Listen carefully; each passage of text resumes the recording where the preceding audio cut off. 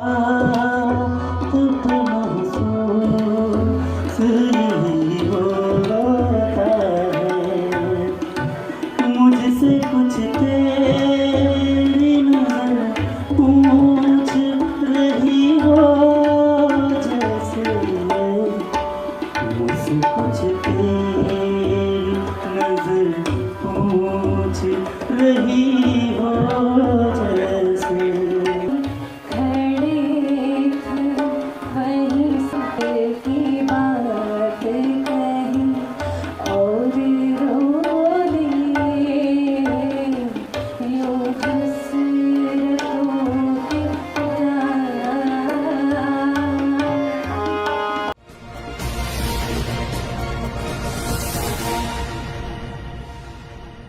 अपनी संस्कृति में कला प्रदर्शन के माध्यम से गजल को जोड़ते हुए नोएडा स्थित मारवा स्टूडियो में तीसरा महफिले गजल का आयोजन किया गया। द्वीप प्रज्वलन एवं गणेश वंदना के साथ कार्यक्रम की शुरुआत की गई। कार्यक्रम में मीडिया, टीवी, कला और संस्कृति से जुड़े कई अतिथिगण ने अपनी उपस्थिति दर्ज कराई। इनमें तेजेंद्र शर्मा MBE, पत्रकार और लेखक लंदन, गुरुजी गौतम ऋषि, प्रसिद्ध ज्योतिषी गौतम अधिकारी, संचार अधिकारी अखिल भारतीय गुरुकुल और गौशाला रिसर्च फाउंडेशन, जसवंत सिंह नामधारी, उपाध्यक्ष अंतर्राष्ट्रीय संगठन नामधारी के सिख, ऋषभ मल्होत्रा, संस्थापक आविष्कारशील उद्यमी, पंडित दीपक महाराज, प्रसिद्ध कथक प्रतिपादक, अशोक पुरी, अध्यक्ष अधिक publication private limited, Meetu Puri, president of confederation women entrepreneurs COW, जियो बॉबी, प्रबंध भागीदार kites craft production LLP, Ajay Kumar, निदेशक शिक्षाविद AAFT मौजूद रहे। कार्यक्रम में उपस्थित अतिथियों को राज कपूर पुस्तक भेंट कर उनका स्वागत किया गया। ICMEI के संस्थापक डॉक्टर संदीप मारवा ने उपस्थित सभी लोगों का शुक्रिया अदा किया और कहा कि हमारे जीवन में कला, संस्कृति और संगीत का बहुत महत्व है। संगीत और गजल के बिना हमारी जिंदगी अधूरी है। जब आप अपने मन की बात सामने वाले को नहीं कह पाते, तब गजल की 2 पंक्ति से आप अपने मन की पूरी बात उन 2 पंक्तियों में बहुत सरलता से कह देते हैं। सही है कि अगर आपको कला, संस्कृति और खास तौर पे म्यूजिक से अगर आपको मोहब्बत नहीं है तो आप समझिए कि आपकी जिंदगी अधूरी है। ऐसा मेरा मानना है। मैंने जिंदगी के बहुत सारे पल जो हैं वो संगीत के साथ गुजारे हैं। सिर्फ मैंने गाया ही नहीं है, मैंने सीखा भी है। और शायद यही वजह थी कि जब हम लोगों ने यहाँ फिल्म स्कूल की पूरी तैयारी कर ली थी और हम लोग अपना नाम बना चुके थे, तो सबसे पहले मुझे ख्याल आया कि हमारे पास एक स्कूल ऑफ परफॉर्मिंग आर्ट्स भी होना बहुत ज़रूरी है, क्योंकि म्यूजिक बगैर पूरा फिल्म स्कूल जो है मुझे अधूरा सा लगता था। कार्यक्रम में सरदार वल्लभ भाई पटेल की जयंती पर डॉक्टर संदीप मारवा द्वारा सरदार वल्लभ भाई पटेल पोस्टर लॉन्च किया गया। कार्यक्रम में स्टूडेंट्स ने अपनी गजलों से कार्यक्रम में 4 चांद लगा दिए। कार्यक्रम में तेजेंद्र शर्मा ने अपनी बात किताब सभी अतिथिगण को दी। कार्यक्रम के अंत में संदीप मारवा ने अतिथिगण और सभी स्टूडेंट्स का धन्यवाद किया। मैं बचपन से म्यूज़िक के साथ जुड़ा हुआ हूँ। पहले मैं अपने स्कूल म्यूज़िक कोर में था, फिर मैं अपने कॉलेज के म्यूज़िक कोर में था, फिर मैंने म्यूज़िक को फॉर्मल तरीके से सीखा। उमा शंकर चंदोला जी से, विलायत हुसैन सागर साहब से मैंने म्यूज़िक को सीखा। फिर मैं इस मकाम तक पहुंचा जहां मैं ग्रुप शोज़ और सिंगल शोज़ गज़ल के मैंने देने शुरू कर दिए। और दिल्ली का शायद कोई ऐसा थिएटर बचा होगा जहां मैंने परफॉर्मेंस ना दी हो। लेकिन मैंने इस बात को रियलाइज़ किया कि शायद मुझे इससे कुछ ज़्यादा करना है, और शायद यही वजह थी कि मेरा रुख म्यूज़िक से ऊपर उठकर सिनेमा की तरफ चला गया। और म्यूज़िक वो सिनेमा का खुद ब खुद एक हिस्सा है। और जब हम लोगों ने यहाँ फिल्म स्कूल इस्टेब्लिश कर लिया था तो उसके बाद मुझे लगा कि अब टाइम आ गया है, हमें एक म्यूज़िक स्कूल भी इस्टेब्लिश करना चाहिए। और मुझे बड़ी खुशी है कि AAFT school of performing arts अपने आप में अब एक बेहतरीन इंस्टीट्यूशन बन चुका है। 300 स्टूडेंट इस वक्त पूरे देश भर से यहाँ आया हुआ है जो कला की विभिन्न विधाओं को यहाँ पर सीख रहा है। और जिस तरह आज का कार्यक्रम है, ऐसे कार्यक्रम हम लोग हर महीने करते हैं ताकि हमारे स्टूडेंट्स को एक पूरा कॉन्फिडेंस मिल जाए। हकीकत में 3 चीज़ें जो बहुत ज़रूरी होती हैं किसी एक कलाकार को जो गाना जानता है। नंबर 1 कि उसे एक इवेंट मिलना चाहिए, तो उस इवेंट की तैयारी हम लोग यहाँ पूरी करवा देते हैं। दूसरा, वो चाहता है कि मुझे कहीं ना कहीं रेडियो में गाने का मौका मिले, इसलिए हमारे पास आज 3 रेडियो स्टेशन हैं, रेडियो नोएडा, रेडियो मुंबई और रेडियो रायपुर। तीनों में हमारे स्टूडेंट्स को भाग लेने का पूरा मौका मिलता है।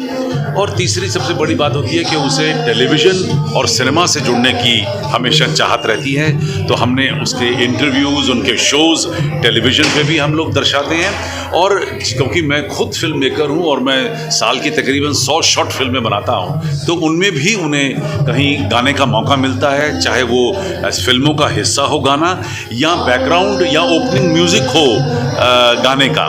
तो अब तक दुनिया के अंदर ये एकमात्र ऐसा म्यूज़िक स्कूल बन पाया है जहाँ स्टूडेंट को कोर्स के दौरान वो सारी चीज़ें प्राप्त हो जाती हैं जिसकी उम्मीद लेकर एक स्टूडेंट किसी म्यूज़िक स्कूल के अंदर एंटर होता है। लिखते हुए अब करीब 42-43 साल हो गए हैं।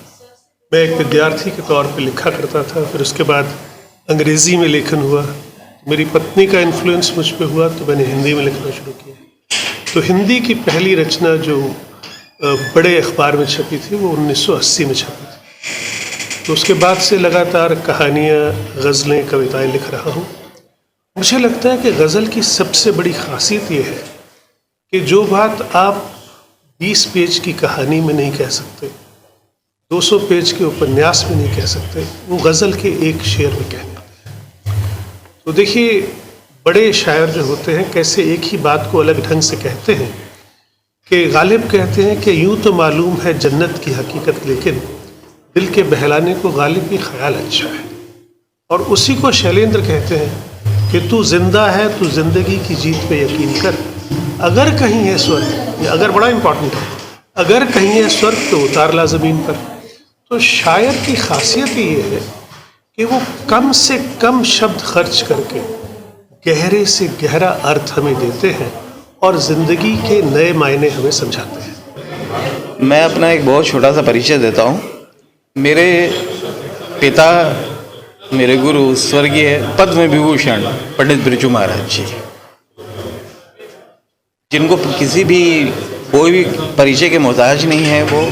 और जैसा कि आप सभी लोग जानते ही हैं कि उन्होंने जो काम किया है इस कला क्षेत्र में रह के, संगीत के क्षेत्र में, वो बड़ा ही सराहनीय है, बड़ा कमाल किया। मैं उन्हीं के पदचिन्हों पे चल रहा हूँ। और आज यहाँ आके जो मैंने एक महफिल देखी यहाँ गज़लों में, और युवाओं के अंदर वो जो उभरती हुई वो जो भावना मैंने देखी, वो देख के मुझे बड़ा अच्छा लगा कि चलो अच्छा है कि गज़लों की तरफ रुझान जा रहा है।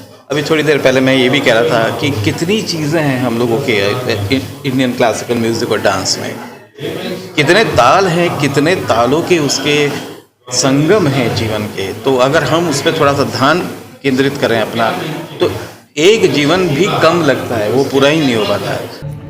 देखो, ये कार्यक्रम जो हो रहा है, ये जो नए बच्चे सीख रहे हैं उनके लिए तो बढ़िया है ही है। बाकी क्या है कि म्यूजिक जो है, खासकर गज़ल प्रोग्राम है, गज़ल जो है वो आदमी अगर टेंशन में भी हो ना तो फिर भी गज़ल सुन के सुकून मिलता है, अगर खुशी हो फिर भी। और वैसे भी एक संगीत है जो ना वो इंसान के जीवन का ना एक हिस्सा है। जैसे आप खाते हो, रोटी जरूरी है, सांस लेना जरूरी है, वैसे ही संगीत जरूरी है।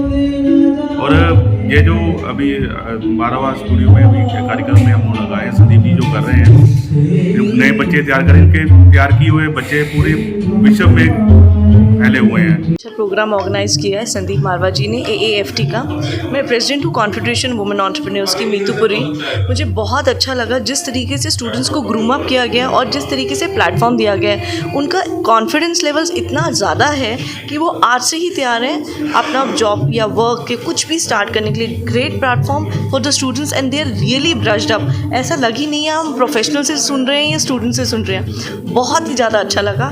Thank you so much to Sandeep Marwah ji for giving making me guest of honour for this programme. I am really loved the programme. देखिए आज का प्रोग्राम जो है ये बहुत ही बढ़िया रहा है और आज विशेष रूप से जो युवा पीढ़ी है उनके लिए कि जो अपनी संस्कृति से भटक रहे हैं, क्योंकि संस्कृति में कला, संगीत, डांस, म्यूजिक ये सभी आते हैं। तो मैं चाहूँगा कि भाई आज जिस तरह से मारवा स्टूडियो के जो संस्थापक हैं संदीप मारवा सर, तो पूरे वर्ल्ड वाइड जिस तरीके से उन्होंने युवा पीढ़ी के लिए जो युवाओं को प्रोत्साहित करते हुए उनके इस कला को पूरे विश्व भर में जो फैला रहे हैं और कहीं ना कहीं हर समय कुछ ना कुछ उनकी जो प्रोग्राम्स के माध्यम से जो युवाओं को प्रोत्साहित करते हैं, तो मेरा मानना है कि ये इस तरह से कार्यक्रम होते रहने चाहिए।